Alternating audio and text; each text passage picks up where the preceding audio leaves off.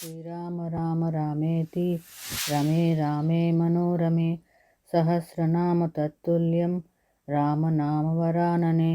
జై శ్రీరామ్, జై శ్రీరామ్, జై సీతారాం. రామాయణ అనుభవం 149వ భాగము.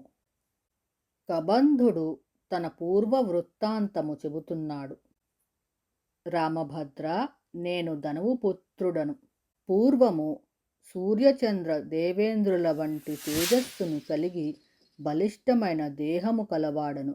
అయితే ఆ శరీరముతో శుభకార్యములను చేయక పరులను హింసిస్తూ ఆనందించాను. ఒకరోజు అరణ్యములో స్థూలశిరుడనే మహర్షి ఆహారార్థము సంచరిస్తుండగా నేనతనిని క్రూరంగా హింసించాను. అతడు నా పాపకర్మలకు తగినట్లుగా భయంకర రూపము కలగాలని నన్ను ఘోరముగా శపించెను. నేను శాపాంతము కొరకు ఆ మహర్షిని ప్రార్థించితిని. రామలక్ష్మణులు నీ బాహువులను ఖండించి నీ దేహాన్ని దహించినప్పుడు నీ పూర్వసుందర రూపము పునఃప్రాప్తి కలుగునని కరుణించెను.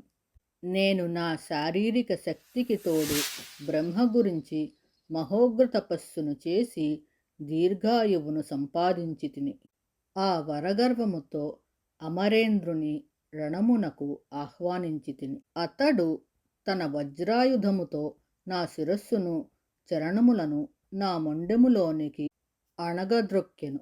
బ్రహ్మవరాన్ని బట్టి నన్ను చంపక వదిలివేశెను. నాకు తినుటకు ముఖము లేదు, కదులుటకు కాళ్ళు లేవు. నా ఆకలి తీరు మార్గము గురించి అతనిని అడిగి తిని. సురేంద్రుడు కరుణించి నా గుండె భాగములో పెద్ద పెద్ద కూరలతో నోరును 4 మైళ్ళ పొడవుగల దీర్ఘబాహువులను కలిగించెను.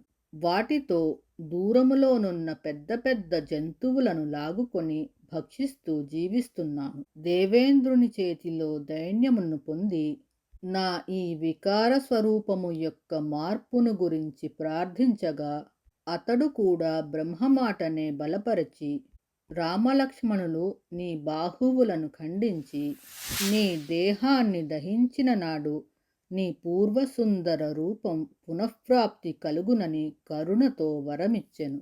మీరు నా బాహువులను ఛేదింపగానే మీ గురించి జ్ఞాపకము వచ్చింది.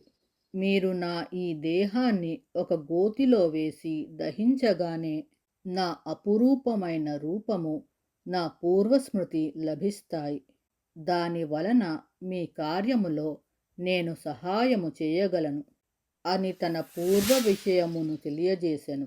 అప్పుడు శ్రీరాముడు తన అరణ్యవాసము గురించి, తన భార్యాపహరణము గురించి తెలిపెను. అన్యాక్రాంతమైన భూముల విషయములో తెలుగునాట కబంధహస్తాలు అనే ప్రయోగం పత్రికా భాషగా మారింది.